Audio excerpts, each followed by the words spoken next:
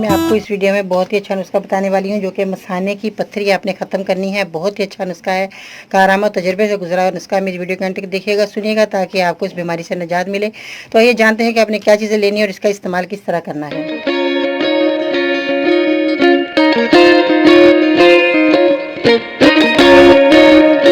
अस्सलाम वालेकुम, मैं हूं बाजी परवीन और आप देख रहे हैं बाजी Parveen health and beauty tips. तो जैसा कि मसाने की पथरी के लिए बहुत ज़्यादा लोगों ने दवाई खाई होंगी, इस्तेमाल करी होंगी। ज़ाहिर है जब तकलीफ़ होती है तो मरीज़ जो है ज़्यादा से ज़्यादा दवाइयों का इस्तेमाल कर लेता है कि मेरी ये पथरी निकल जाए या मुझे इससे ज़्यादा फ़ायदा हो जाए, क्योंकि बहुत ज़्यादा तकलीफ़ होती है तो बर्दाश्त नहीं होती, तो वो डॉक्टर के पास चले जाते हैं और अब ज़्यादातर लोग ऑपरेशन भी करवा लेते हैं।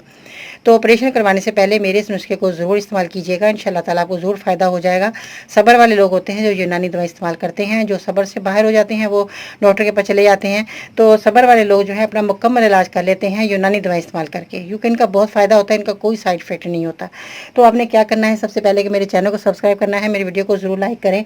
अगर आपको कोई बीमारी है तो बराए मेहरबानी तफसील से लिखा करें, जैसे कि आपकी उम्र कितनी है, मर्ज कितना पुराना है, आपने डॉक्टर को दिखाया कि नहीं, साथ में कोई बीमारी तो नहीं, जैसे कि शुगर हो बता दें मुझे, ताकि मैं उस हिसाब से आपको अच्छी से अच्छी दवाई बता सकूँ। इसके अलावा अपने शहर का नाम लिखना मत भूलिएगा। आज का लाइक टारगेट कम से कम 900 होना चाहिए, क्योंकि बहुत ज़्यादा लोग इस बीमारी में मुब्तला हैं और इलाज करा करा कर थक चुके हैं।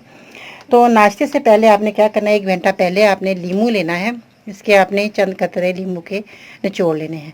ताज़ा लीमू होना चाहिए आपका, बिल्कुल अच्छा और साफ़ सुथरा। तो उसके बाद आपने लीमू के चंद कतरे ले लेने हैं और आपने जो है जैतून का तेल ले लेना है, जो कि जैतून का तेल आपका खालिस होना चाहिए। जैतून का तेल आपने लेना है।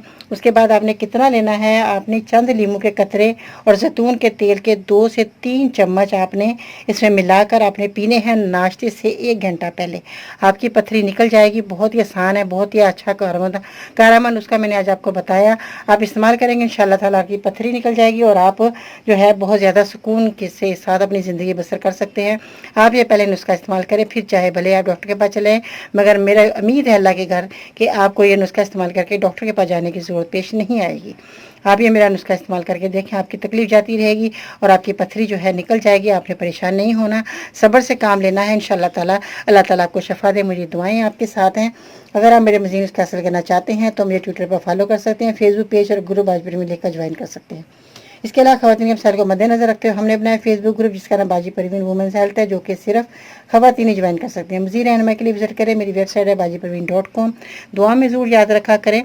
तो इससे पहले कि मैं आपको एक बहुत ही इजाज़त चाहने से पहले बहुत ही अच्छी बात आपको बताने जा रही हूँ कि फासले इंसान को दूर ज़रूर करते हैं, मगर अच्छे लोग हमेशा याद रहते हैं, दिलों में भी, लफ्ज़ों में भी और दुआओं में भी।